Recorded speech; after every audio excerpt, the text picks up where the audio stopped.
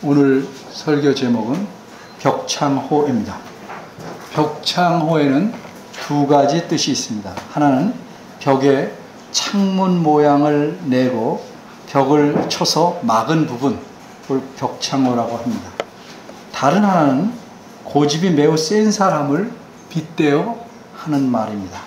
오늘 제목은 두 번째 의미의 벽창호입니다. 이 벽창호의 본뒷말은 벽창우입니다. 벽창우는 북한 평안북도의 벽동과 창성이라는 두 마을에서 나는 소를 가리킵니다.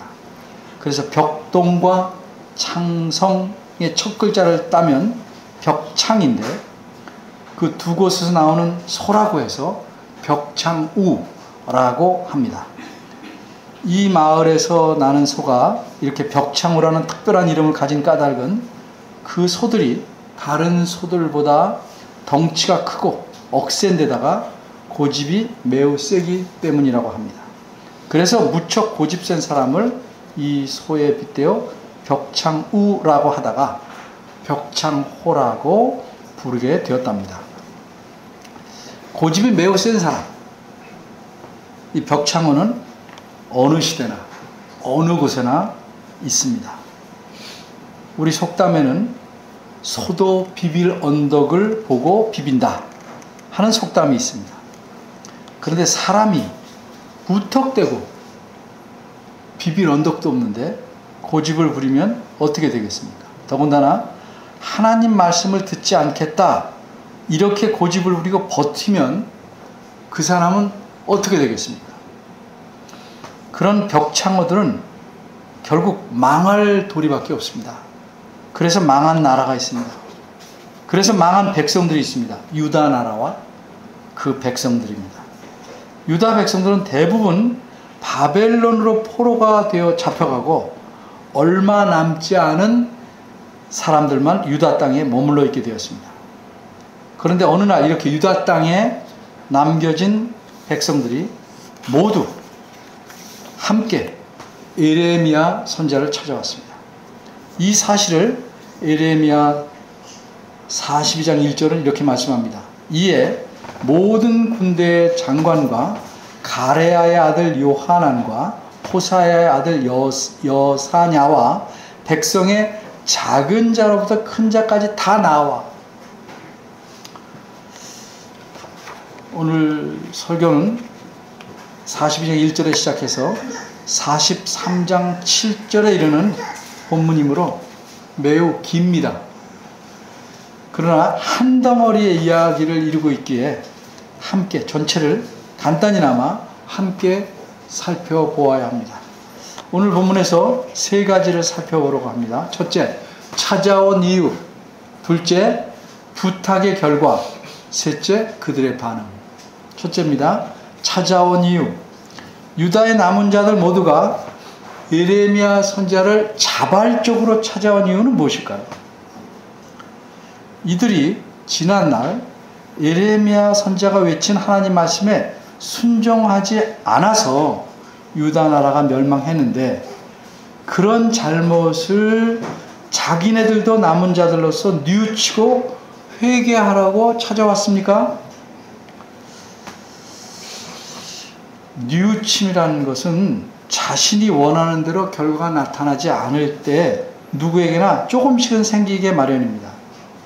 그런데 잘못된 결과를 낳은 책임이 자신에게 있고 그 원인이 하나님 말씀에 순종하지 않았기 때문임을 깨닫지 못하면 사람은 참된 회개에 이르지 못합니다.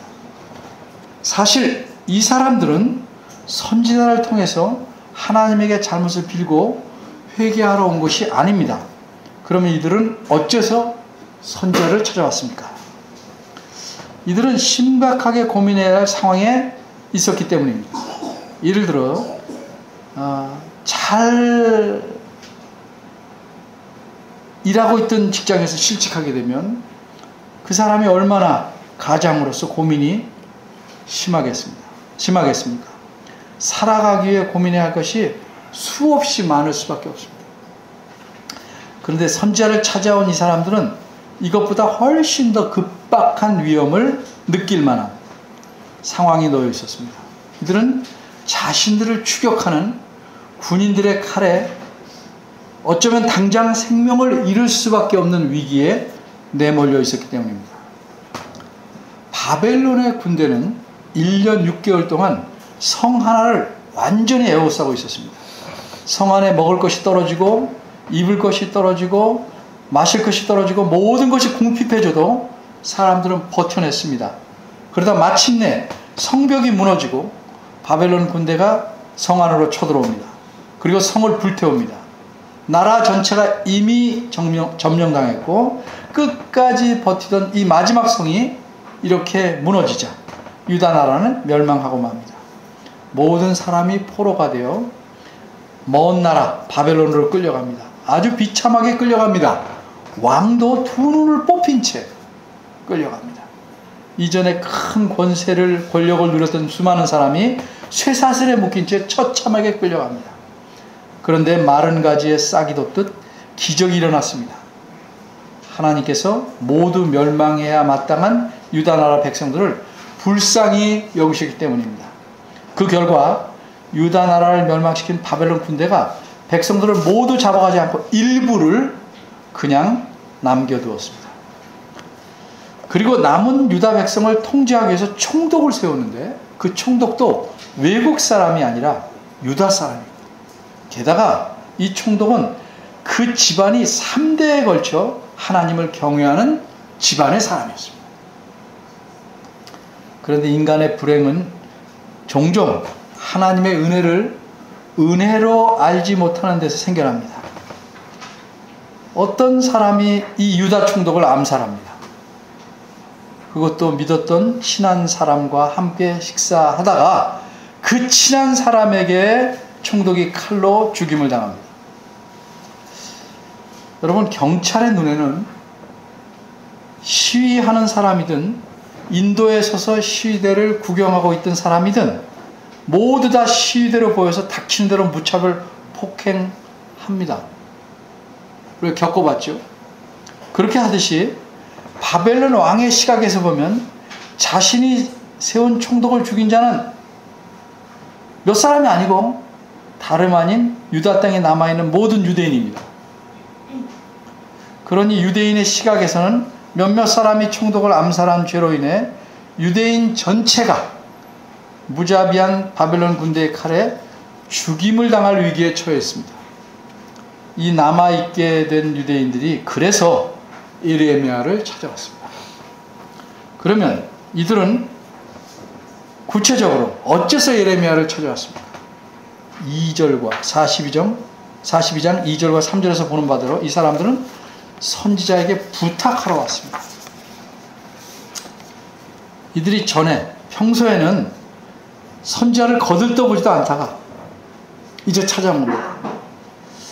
사람들도 흔히 그러죠. 평소에는 거들떠보지도 않다가 자기가 궁한 처지에 놓이니까 찾아와서 머리를 조아리고 부탁하는 사람들이 있습니다. 그것처럼 유다에 남은 사람들은 평소에는 만날까봐 이리저리 피하던 선지자를 자발적으로 찾아왔습니다. 자신들이 위기에 처하자 어디로 가야 할지, 어떻게 해야 자신들이 바벨론 군대에게 죽지 않고 살아남을 수 있는지, 안전할 수 있는지를 알려고 찾아왔습니다. 그런데 이들이 선지자의 의견을 구하려고 찾아온 건 아닙니다.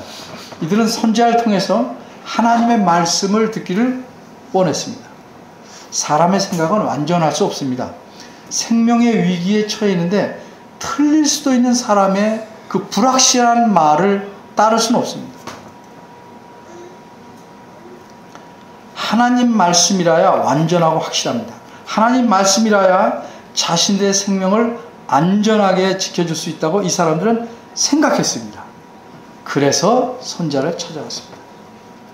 약 500년이나 계속되었던 유다 나라가 멸망하기 직전 수십 년 동안 특별히 한 선지자가 목이 터지라고 외쳤습니다. 유다 나라가 쫄딱 망하지 않도록, 혹시 망하더라도 그나마 덜 망하도록 하나님 말씀을 이 선지자는 부지런히 전했습니다. 그가 바로 오늘 본문에 등장한 예레미야 선지자입니다. 예레미야 선지자는 성실하게 하나님 말씀을 외쳤습니다. 모든 사람을 외쳤습니다. 하나님 말씀에 순종해야 망하지 않는다고 외쳤습니다. 그런데 사람들은 이 외침에 귀 기울이지 않았습니다. 오히려 이 선지자를 피해 다녔습니다. 듣기 싫은 소리하고 피해 다녔습니다. 심지어 이 선지자를 감옥에 가두고 그가 죽기를 바라서 깊은 물탱크 속에 쳐넣기까지 했습니다. 그가 외치는 하나님 말씀이 듣기 싫었기 때문입니다. 그래서 어떻게 되었습니까? 마침내 유다 나라는 멸망했습니다. 나라가 멸망하고 난 뒤에야 비로소 유다 백성들의 눈에 분명하게 보인 사실은 무엇입니까? 하나님 말씀이 옳다 하는 사실입니다. 하나님 말씀대로 했으면 망하지 않았을 것이다 하는 사실입니다. 그런데 이미 때는 늦었습니다. 그러게 이제 선지자를 찾아온 사람들은 적어도 하나님 말씀을 따라야만 자신의 생명이 멸망하지 않을 것으로 판단했습니다.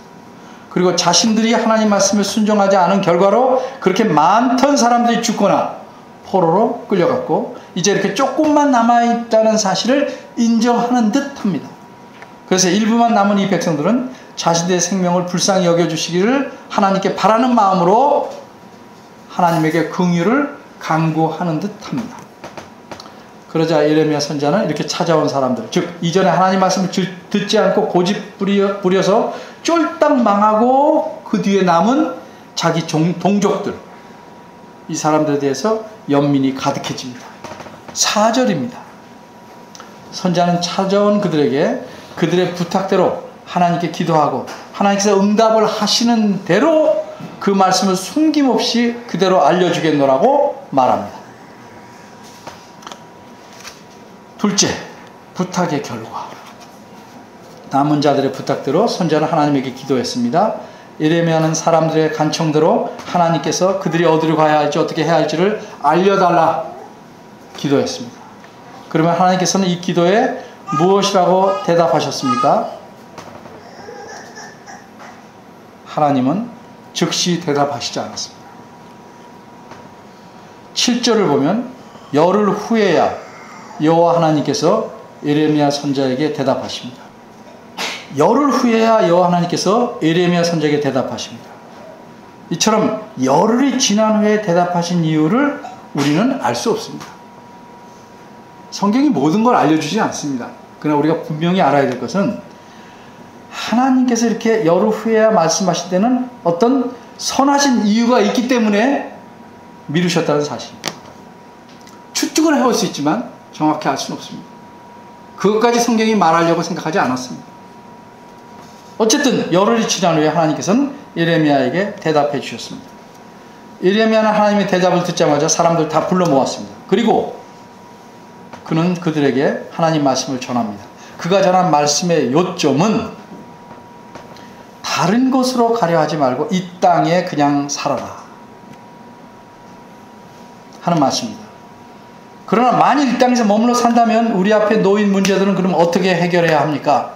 하는 질문이 이 말을 듣고 그 백성들의 마음에 떠오르게 될 것입니다. 그럼 그들의 마음에 솟구친 질문은 무엇일까? 정리하면 세 가지입니다. 첫째, 만일 우리가 이 땅에 계속 산다면 우리는 하나님의 재앙으로 또 망하지 않을까? 둘째, 우리가 이 땅을 떠나 도망치지 않으면 바벨론 왕이 자기가 임명한 총독을 죽였다고 우리를 죽일 것인데 어떻게 우리가 이 땅에 살 수 있지 않는가? 살 수 있는가? 우린 죽을 것이다. 셋째, 우리가 이 땅에 살면 바벨론 왕은 정책상 우리를 고향이 아닌 다른 지정하는 곳에서 살게 할 텐데 그렇다면 우리가 고향에서 살지 않고 떠나 사니 기쁨이 없지 않겠는가? 이 세 가지입니다. 하나님께서 어떤 분이십니까? 사람의 마음을 보십니다. 그러게 하나님께서는 그들이 하나님 말씀을 듣고 마음에 가질 만한 질문들에 대해서, 의문들에 대해서 미리 다 대답해 주십니다. 첫째 질문이 뭐예요? 우리가 이 땅에 살면 하나님의 재앙으로 또 망하지 않을까? 여기에 대한 대답은 10절입니다. 하나님께서 이렇게 대답하십니다.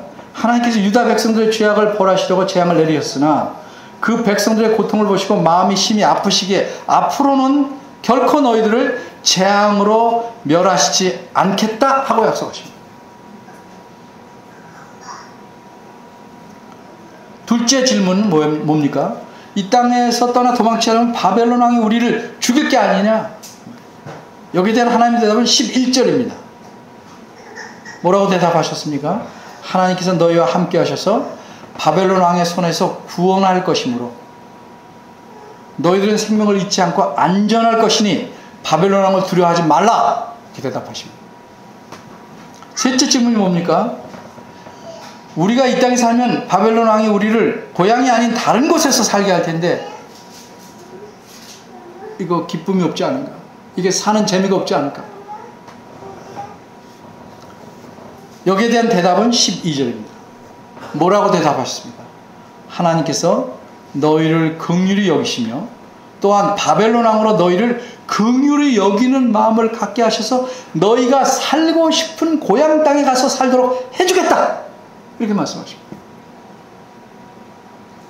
이렇게 하나님께서는 그들의 고민과 걱정거리를 말끔히 해결해 주시겠다고 약속하십니다.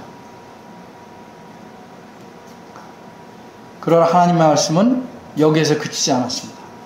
하나님께서는 그들의 마음의 움직임을 보고 계셨습니다.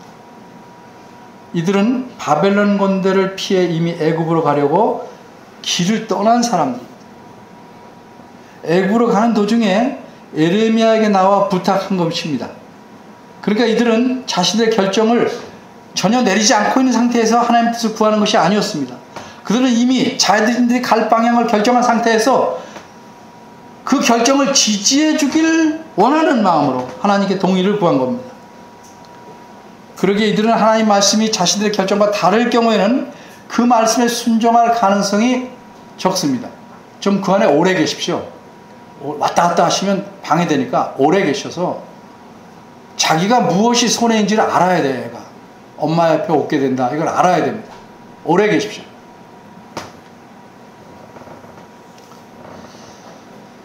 그래서 하나님께서는 이들을 위해서 경고까지 하십니다. 13절에서 19절입니다.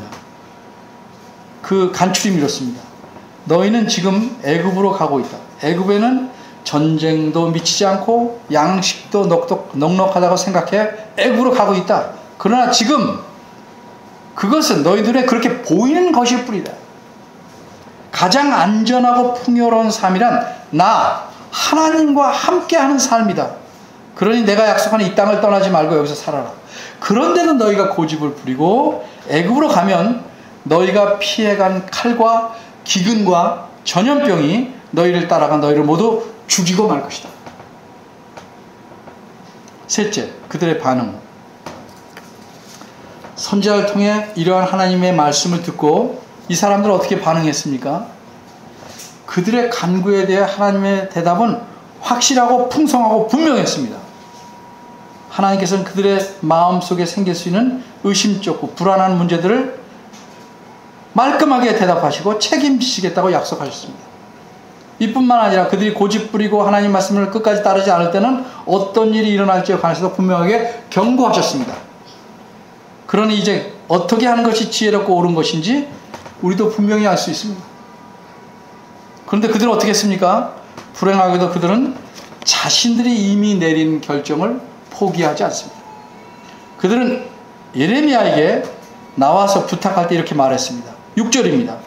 하나님의 대답이 우리에게 좋든지 좋지 않든지 간에 우리는 순종하겠습니다. 얼마나 바람직한 태도입니까? 또 그들은 이렇게 말했습니다. 우리가 우리 하나님 여호와에게 순종하면 우리에게 복이 있을 것입니다. 6절입니다. 옳은 말입니다. 그리고 5절입니다. 또 이렇게 말했습니다. 우리에게 이르시는 모든 말씀대로 행하리이다. 여호와는 우리 중에 진실무망한 증인이 되시옵소서. 이 말이 무슨 뜻인지 아시겠습니까? 이 말은 우리가 만일 그렇게 행하지 않으면 하나님께서 우리에게 벌을 내리셔도 좋습니다 하는 뜻입니다. 그런데 정작 자신들의 결정과 다른 내용의 말씀이 하나님의 대답으로 나오자 이들은 어떤 태도를 보였습니까? 한마디로 순종하지 못하겠다는 입장을 취합니다. 사람이 어떤지를 알아야 됩니다. 내가 어떤지를 알아야 됩니다. 예레미야는 그들에게 하나님 말씀을 이렇게 전하는 동안 그들의 표정과 태도에서 그들의 마음을 읽었습니다. 그래서 특별히 13절부터 보면 예레미야가 하나님 말씀을 가지고 다시 한번 간곡히 권면합니다. 그들은 하나님 말씀에 불순종하고 자신의 결정을 밀고 나갈 마음의 준비를 단단히 하기 시작했습니다. 오히려. 그래서 예레미야는 하나님 말씀을 듣지 않으면 어떤 일을 당할지 경고하는 겁니다. 그러면서 예레미야 선지자는 그들에게 한마디로 이렇게 말합니다. 20절입니다. 너희는 너희 마음을 속였다. 책망합니다. 20절에서 22절에 말한 내용을 풀며 이랬습니다. 너희는 하나님 뜻에 순종할 듯이 말하면서 내게 기도해달라고 하더니 내가 기도의 응답으로 하나님 말씀을 전하니 도무지 순종하지 않으려고 한다. 이로써 너희는 너희가 말한 대로 하나님의 벌을 받게 될 것이니 결국 너희는 치명적인 잘못을 범한 것이다. 어쨌든 그들은 예레미야가 전한 하나님 말씀을 듣고 자신들의 입장을 확실하게 밝힙니다. 그리고 그들은 오히려 예레미야를 가리켜 뭐라고 말합니까? 43장 2절입니다. 네가 거짓을 말한다 이렇게 합니다. 예레미야를 거짓말쟁이로 몰아갑니다. 하나님 말씀이 그렇게 말씀 안 했는데 네가 그렇게 말한다는 거죠. 예레미야는 어떤 사람입니까? 참된 선지자입니다. 저 앞에 신명기 18장 21절 22절을 보면 참 선지자와 거짓 선지자를 어떻게 구별하는지 이렇게 말씀합니다. 어떤 사람이 나와서 이게 여호와의 말씀이다 이러고 말할 때 그걸 어떻게 아냐 이거죠. 그래서 내가 마음에 심중에 이르기를 그 말이 정말 여호와께서 이르신 말씀인지 우리가 어떻게 알리요? 라고 생각할 수 있다. 대답이 뭡니까? 만일 선지자가 있어서 어떤 선지자 여호와 일에 말한 일에 증언도 없고 성취함도 없으면 여기서 증언이라는 것은 조금 더 설명하겠는데 이는 여호와의 말씀하신 것이 아니요 그 선지자가 방자히 자기 마음대로 한 말이니 너는 그를 두려워 말지니라. 이 말씀의 뜻을 제가 설명합니다. 만일 선지자가 여호와의 이름으로 말한 일에 증언이 없고 성취함이 없어 다시 말해서 이런 일이 생길 것이 아닌데 그런 일이 안 생겨요. 이게 증언이에요. 그 말한 대로 일이 안 생겨요. 그리고 그 말대로 이루어지지도 않으면 그가 전한 말은 여호와의 말씀이 아니니 그는 거짓 선지자라는 의미입니다. 왜? 여호와의 말씀은 말한 대로 이루어지거든요. 여호와의 말씀은 나오면 그냥 돌아오는 법이 없어요. 여호와는 빈말하시지 않습니다. 그러니까 그런 사람이 그렇게 증언도 없고 그런 일이 안 생기고 말대로 읽지 않으면 그건 여호와의 말씀이 아니니까 거짓 선지자라는 의미입니다. 그런데 반대면 그는 참 선지자입니다. 근데 예레미야 선지자의 경우는 어땠습니까? 그가 말씀한 대로 그가 표현한 방식대로 그런 일이 일어났어요. 바벨론 군대가 쳐들어와서 멸망시켰습니다. 뭐라고 예레미야가 말한 줄 알아요? 바벨론에게 항복하라. 그러면 살리라. 항복 안 했죠. 그 결과로 유다와 예루살렘이 망했습니다. 이처럼 객관적으로 봐도 예레미야는 진짜 선지자고 그 전하는 말씀은 정말 하나님 말씀이십니다. 그런데 이런 사실을 다 겪어서 이 사람들이 남은 사람들이 알잖아요. 그런데도 그를 거짓 선지자로 몰아갔습니다. 왜 그렇게 이들이 했습니까? 한마디로 이들은 하나님 말씀에 순종하기 싫었기 때문입니다. 그게 하나님 말씀이다 그러면 순종해야 되잖아요. 근데 거짓 선지자가 거짓말을 정했다 그러면 순종 안 해도 되잖아요. 결국 그들은 자신들이 내린 결정으로 애굽으로 갔습니다. 예레미야 43장 7절 마지막 구절은 애굽 땅에 들어가 다바네스에 이르렀으니 그들이 여호와의 목소리를 청종치 아니함이 이러하였더라. 이렇게 표현했는데 원문대로 말하면 원문의 순서도 옮겨 표현하면 이렇습니다. 그리고 그들은 애굽 땅으로 갔다. 왜냐하면 그들이 여호와께 순종하지 않았기 때문이다. 그래서 그들은 다바네스까지 갔다. 다바네스가 뭐냐? 이 장소는 나일강 삼각주 지역의 북동쪽 위에 있는 끝에 있는 도시로서 학자들은 생각하기에 여기서 애굽에 거주하기 위해서 입국 허가를 받으려면 거쳐야 하는, 머물러야 되는 곳이에요. 그러니까 애굽에서 푹 살려고 가버립니다. 제가 늘 말씀드리죠. 이런 큰 이야기에서 말씀하는 게 뭔가? 하나님을 드러내는, 모든 성경은 하나님을 드러내려는 겁니다. 그럼 오늘 본문에서 드러내려는 하나님은 어떤 분이십니까? 하나님은 자기 백성을 긍휼히 여기셔서 순종하면 그들에게 약속하신 바대로 삶 전체를 책임지신 분입니다. 하나님은 불변하셔서 변함이 없으셔서 오늘도 마찬가지로 오늘날도. 그런데 애굽으로 간 사람들이 하나님께 순종하지 못한 이유는 뭘까요? 첫째, 그들은 자기의 판단을 하나님 말씀보다 더 낫다고 생각하거나 더 우선으로 삼았기 때문입니다. 그들은 애굽이 바벨론 군대가 침공할 수 없을 만큼 강함으로 안전하다고 판단했습니다. 먹기 살기에도 풍족하다고 판단했습니다. 그러니까 이들은 하나님 능력보다 애굽의 강함을 믿었고 하나님 말씀보다 자신의 판단이 옳다고 확신했습니다. 오래전에 이런 그리스도인들을 본 적이 있어요. 나는 미국으로 이민 간다. 왜? 거기 안전하니까. 대한민국은 불안하니까. 그리스도인들이 다른 나라로 이민 가는 것을 나쁘다는 게 아니고 왜 가냐는 거예요. 왜? 그 동기가 무엇이냐? 우리나라가 안전하려면 미국을 의지해야 한다고 지나치게 강조하는 목사들도 봅니다. 성조기 들고 나와서 길에서 시위하는 목사도 있어요. 가슴이 답답합니다. 어떻게 같은 성경을 읽고 저렇게도 다르게 생각할 수 있는지. 저는 안 읽었을 거라고 생각해요.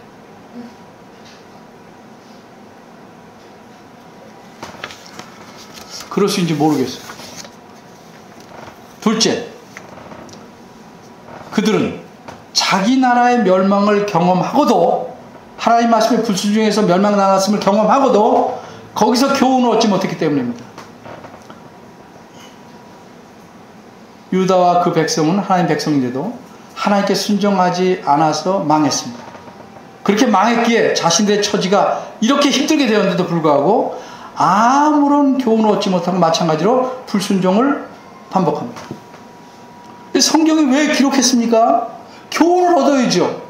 하나님 어떤 분인지 알아야죠. 이걸 읽고 설교를 듣고도 또 불순종합니다. 어떤 결과가 생겨요? 마찬가지예요. 여러분, 그렇게 그들이 믿었던 애굽, 이 애굽으로 내려간 사람들이 그 후에 어떻게 된 줄 아십니까? 이들이 평안하고 안전하게 잘 살겠다고 애굽에 내려간 지 채 20년이 안 돼서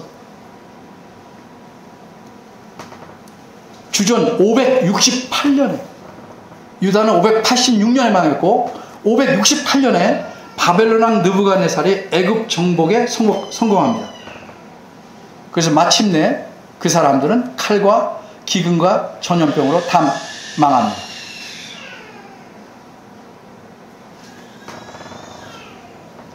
우리도 이런 성경의 가르침에서 교훈을 얻지 못하면 하나님께 거듭 불순종하게 될 것입니다. 하나님 말씀에 불순종하면 그 결말은 멸망입니다.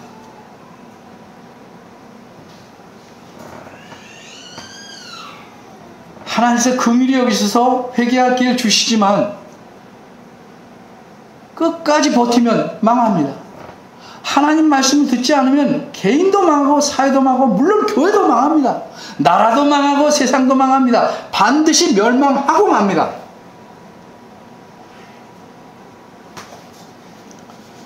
여러분, 하나님께 순종하려면 이미 자기 결정을 다 갖고 하나님의 뜻을 찾으려고 하지 마십시오. 가장 미련한 방법입니다. 그런 사람은 대부분 하나님의 뜻이 자기가 내린 결정과 맞지 않으면 따르지 않습니다. 어떻게든 돈을 많이 벌어야 하고 출세하겠다고 작정한 사람이 하나님 말씀의 가르침을 따르려고 하겠습니까? 믿는 자든지 믿는 자가 아니든지 상관없이 짝만 생기면 내 마음에 들면 결혼하겠다고 다짐한 사람이 결혼에 대해 성경의 가르침을 따를 수 있겠습니까? 이혼하려고 결심하고 와서 성경적으로 볼 때 제 경우에는 이혼해도 되나요? 라고 묻는다면 그 사람이 성경의 가르침을 따를 수 있겠냐 말입니다.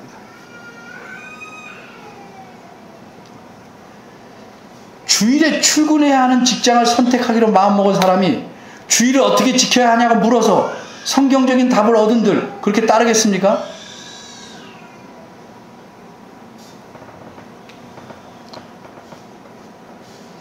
어떻게든 자녀를 이름 있는 대학에 보내고 말겠다고 작심한 부모가 성경의 가르침대로 자녀를 키우는 일에 힘쓸 수 있겠어요?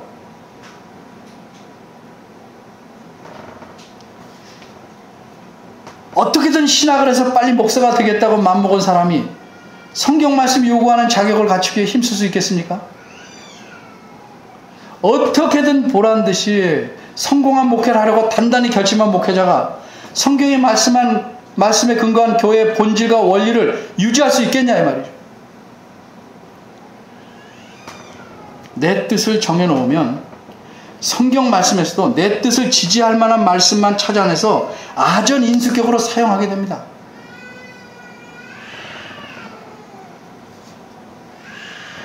무엇보다 심각한 문제는 내 뜻을 고정해 놓으면, 내 방향을 정해 놓으면 하나님도 날 돕는 도우비로 전락시킨다는 겁니다. 그러면 어떻게 됩니까? 하나님께서 늘 내게 순종하고 날 지지해야 좋고 신실한 하나님이에요.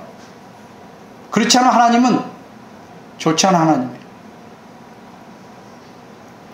그러면 내가 주인이고 하나님은 힘 있는 종으로 바뀌는 겁니다. 설사 내가 평생 옳다고 확신하던 뜻과 결정도 하나님 말씀에 맞지 않는다고 판단되면 기꺼이 고치고 버리는 것이 하나님께 순종하는 겁니다. 그게 신념이든 확신이든 경험이든. 여러분 한번 생각해 보십시오. 누가 여러분의 삶, 여러분의 평생을 책임질 수 있다, 책임지신다고 생각하십니까? 조금만 지혜로우면 자기 자신이 아니라는 걸 압니다.